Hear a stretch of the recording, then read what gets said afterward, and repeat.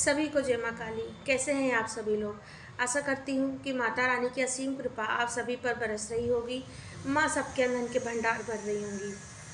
आज हम लोग जिस विषय पर बात करने जा रहे हैं वह यह है कि जब हम पूजा पाठ करते हैं, मंत्र जाप करते हैं, तो हमें ईश्वर कुछ अनुभव देते हैं। हमें वो बताने की कोशिश करते हैं कि वो हमारे समीप है। अब हम ये अनुभव सबको बता देते हैं। ये लगभग सभी के साथ होता है। ऐसा नहीं है कि ये किसी एक के साथ हो रहा है। ये लगभग सभी के लोग करते हैं गलती। इसके बाद में हमें अनुभव होना बंद हो जाते हैं। कई बार ऐसा भी होता है कि हमारा पूजा पाठ में मन नहीं लगता है। हमारा भगवान के प्रति विश्वास जो होता है वो डगमगाने लगता है। इन सभी चीज़ों का वजह इन सभी चीज़ों की वजह क्या होती है, क्या कारण होता है? तो वीडियो में अंत तक बने रहिएगा। वीडियो अच्छी लगे तो चैनल को सब्सक्राइब और वीडियो को लाइक ज़रूर कीजिएगा।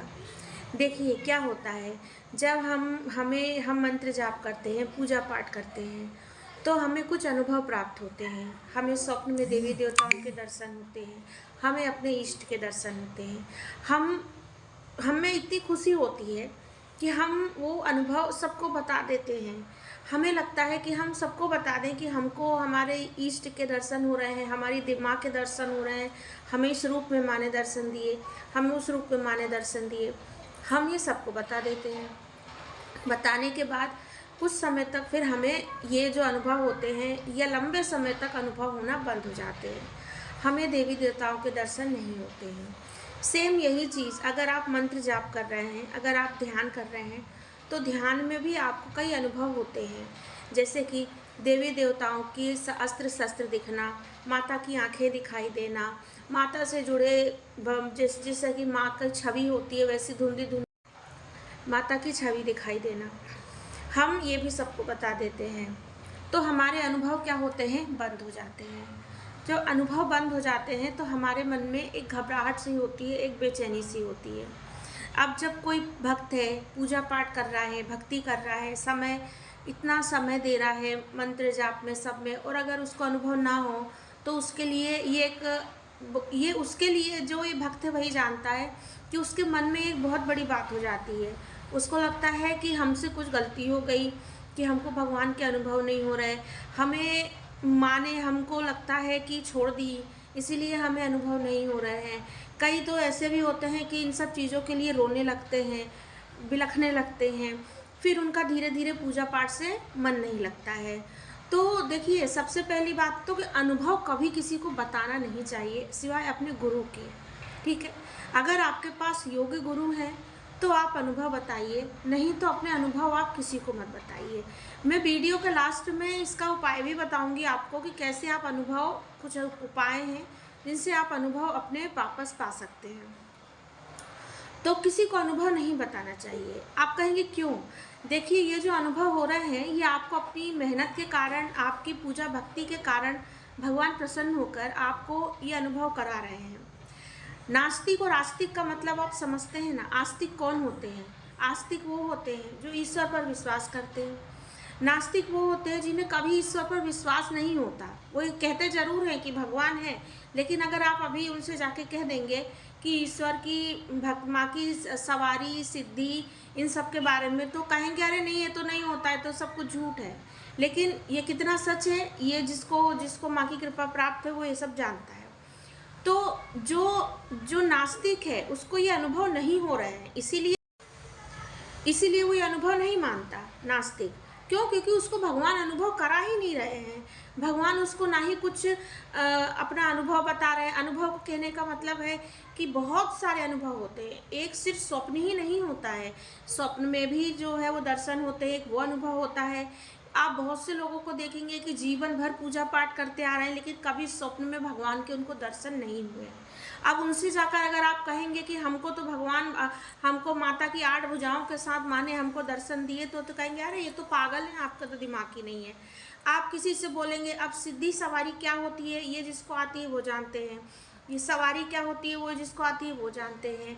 कैसे अनुभव होते हैं, अपने पास गर्म या ठंडी हवा का अनुभव होना, आगे पीछे शरीर घूमता है, अजीब से एक शरीर में हलचल होना, जो सर होता है भारी होना, आंखें भारी होना, ये सब जो चीज़ें होती हैं ये वो नहीं जान सकता जिसको ईश्वर ने ये चीज़ अनुभव नहीं करवाई है। तो आप उनको बताएंगे तो वो क्या करेंगे, वो मजाक उड़ाएंगे। जब आपकी भक्ति का मजाक उड़ा, माँ का मजाक उड़ा यहाँ पे, ठीक है ना। जो माँ ने जो बाबा ने जिसकी भी आपने पूजा करे, उन्होंने आपको दर्शन दिए, उन्होंने आपको अनुभव दिए। आपने थर्ड पर्सन को बताया, उसने मन में भी अगर ये सोच लिया कि ये तो पागल है, झूठ बोलता है, तो आपकी भक्ति का मजाक उड़ गया। आपकी भक्ति का मजाक बना, प्लस उस भगवती का मजाक बना, उस बाबा का मजाक बना, देवी देवताओं का मजाक बना। तब वो क्या करते हैं, अनुभव आपको दिखाना बंद कर देते हैं। और हमारे मन में होता है कि क्या हो गया कि अनुभव नहीं हो रहा है। एक तो इस कारण होता है, और दूसरी चीज़ अनुभव इसलिए भी बंद हो जाते हैं, कभी कभी परीक्षा भगवान लेते हैं। परीक्षा का जब हमारा समय होता है तब भगवान अनुभव कराना आपको बंद कर देते हैं। आपको जो है पूजा पाठ से आपका पूजा पाठ में मन नहीं लगेगा। आपको लगेगा कि नहीं आज नहीं कल करूँगा। आपका बैठने में मन नहीं लगेगा। आप जहाँ 1 घंटा बैठते हैं आप वहाँ पे 10 मिनट, 5 मिनट, 20 मिनट में ही उठ जाएंगे। आपका ध्यान नहीं लग पाएगा, आपका जाप अच्छे से नहीं हो पाएगा। ये कुछ समय परीक्षा का होता है, जब भगवान देखना चाहते हैं कि आपकी भक्ति जो है वो कैसी है, कि अगर वो स्वप्न में दर्शन ना दें, आपको अनुभव ना कराएं, तो क्या आप उनको छोड़ देंगे? क्या आप लगेगा कि नहीं ये तो भक्ति हमारी झूठी थी, भगवान झूठे थे? तो ये इस कारण से भी होता है। ये 2 कारण हैं। लेकिन देखिए, अगर भक्त चाहे तो कुछ भी कर सकता है। भक्त भगवान को लाकर अपने सामने बैठा भी सकता है। ये उदाहरण आपने अपने इतिहास में कई लोगों के आपने सुने होंगे कि जो श्रीधर थे, माँ वैष्णो देवी के भक्त थे, माँ को देखिए उन्होंने पा लिए। जो परमहंस जी थे, उन्होंने देखिए उनको माँ आके उनको खाना खिलाती थी, उनके साथ बैठती थी, बातें करती थी। तो भक्त की भक्ति में इतनी शक्ति होती है कि वो चाहे ना तो वो क्या नहीं कर सकता है। तो क्या सिर्फ अनुभव बंद हो जाएंगे तो आपकी भक्ति कम हो जाएगी? नहीं, ये नहीं होता है। आप धैर्य रखिए, धीरज के साथ पूजा पाठ वैसे ही करते रहिए। आप मन में माँ का स्मरण करते रहिए। आपसे अगर गलती हुई है, आपको लग रहा है कि मुझसे कुछ गलती हुई है, मैंने अनुभव बता दिया या कोई चीज़, तो कान पकड़ के माँ भगवती की शरण में बैठ गए कि माँ मैं तो आपका बच्चा हूँ, आपका बालक हूँ, आपकी बेटी हूँ, मुझसे गलती हो गई, क्योंकि मैं तो इंसान स्वरूप में हूँ ना। आप माँ हैं, आप भगवती हैं, मेरा तो मन ही चंचल है, मैं गलतियाँ कर सकता हूँ। मुझसे जो भी गलती है, मैं अपने पाप पुण्य, अच्छे कर्म बुरे कर्म सबके साथ आपके चरणों में माँ समर्पित हूँ। और आप मेरा हाथ थामी है तो छोड़िएगा मत। आप माँ से प्रार्थना करिए, 1 बार करिए, 2 बार करिए, बार बार। वो माँ है, वो आपको उठा के सीने से लगा लेंगी। माँ को आप शनिवार के दिन भोग दे सकते हैं, मीठा पान का भोग दे सकते हैं, पान पेड़े का भोग लगाइए, माँ को श्रृंगार का सामान चढ़ाइए। बाबा हैं तो बाबा को चढ़ाइए, आप उनको रिझाने की हर काम कीजिए। इसके बाद भी अगर आपको लगता है तो आप 11 दिन का संकल्प लेके हवन कर लीजिए। आप 11 दिन संकल्प लीजिए कि मुझसे मेरी में क्षमा के लिए ये जो है हवन कर रहा हूँ, मुझसे जो गलतियाँ हुई हैं माँ उसको क्षमा करके आप मुझे फिर से अपने अनुभव दीजिए। ऐसा करके आप 11 दिन तक हवन कीजिए। माँ का जो भी मंत्र आप करते उस मंत्र से हवन कीजिए।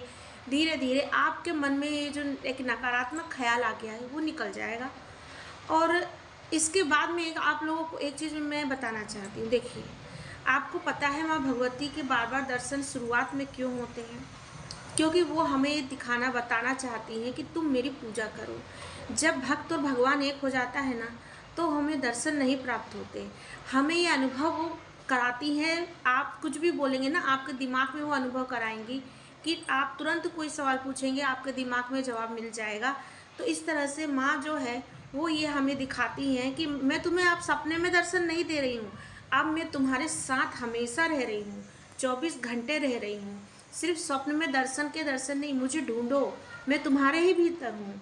मेरा एक रूप लेके बस मत चलो, मेरे तत्व को जानो, उस तत्व को जो तत्व में माँ भगवती एक रूप विशेष में नहीं है, वो बहुत से रूप में है, वो कई रूप में है, और वही एक है और उसके अलावा कुछ नहीं है। ऐसा समझ के उनको अपने भीतर खोजिए।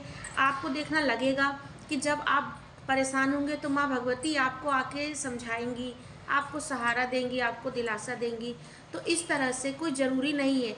स्वप्न में दर्शन माँ के शुरुआत में तब होते हैं जब हम उनकी भक्ति शुरुआत नहीं किए होते हैं, तब माँ हमको बार बार दर्शन देके अपनी भक्ति के आगे हमको करने की प्रेरणा देती हैं।